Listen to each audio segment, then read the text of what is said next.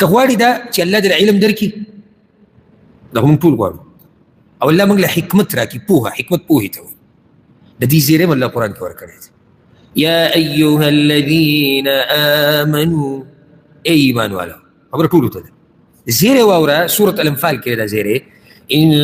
تتقوا الله يجعل لكم فرقانا که تاسو ځان کې پرهیزګاري راوسته رب العالمین بدلا داسې خبرې درکړي چې په هغې به تاسو فرق کولی شئ په حق او په باطل کې دې ته علم وایي که دې ته پوهه وایي دې ته حکمت وایي که غواړي چې الله دله حکمت او پوهه درکړي هلته الله وایي ان تتقوا الله که ویرېږي د الله نه نو که په ځان کې تقوا راوسته الله دله زیری د علم درکړی دی زیری د علم او د پوهې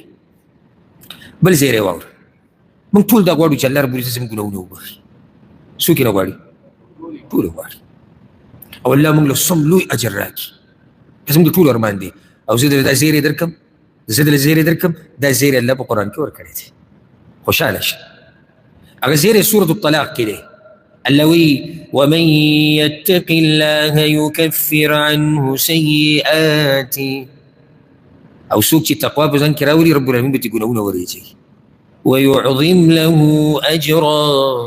او لوی اجر به ورله ورکړي نو دوه زیري دي ګناهونه ریجېدل د اجر ډېرېدل درته تعالی میلاویږي چې کله ته په ځان کې تقوا راولي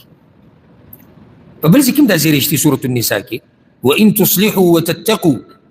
فان الله كان غفورا رحیما که ته په ځان کې تقوا راوسته که نه او جوړ جاړی د مؤمنانو په منځ کې کوو نو رب العالمین بخونکی ذات دی معنی ستاسو ګناهونه به تاسو ته وبخي دا هم زیری دی ها په بل ځای کې دا دی سورة البقره کې دا یو زیری دی د علم په باره کې واتقوا الله ويعلمكم الله تاسو ځان کې تقوا راولي رب العالمین به تاسو پوه کړي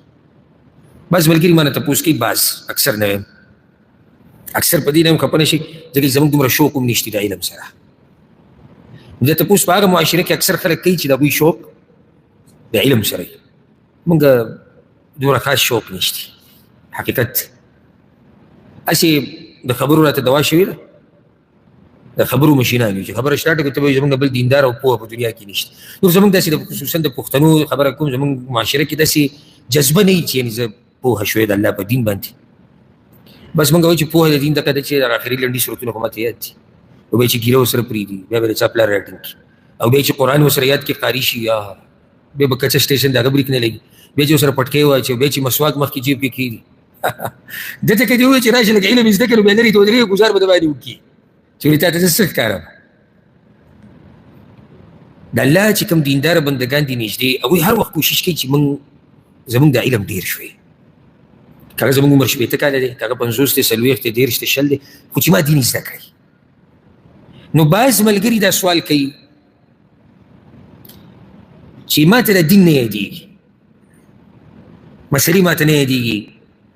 او کله سړی حیران شي د علماو سره چې کله کښېني که نه خصوصا د تکړو علماو سره یو خاص هغه براینا مولوي صاحب دی خو چې تکړه عالم سره کښېني او دې دا مسلې درته دغه شان بیانوي که او دا ایتونه او دا حدیثونه او دا مسلې نو سړی به خپل ذهن کې تعجب وکړي چېرې ته سره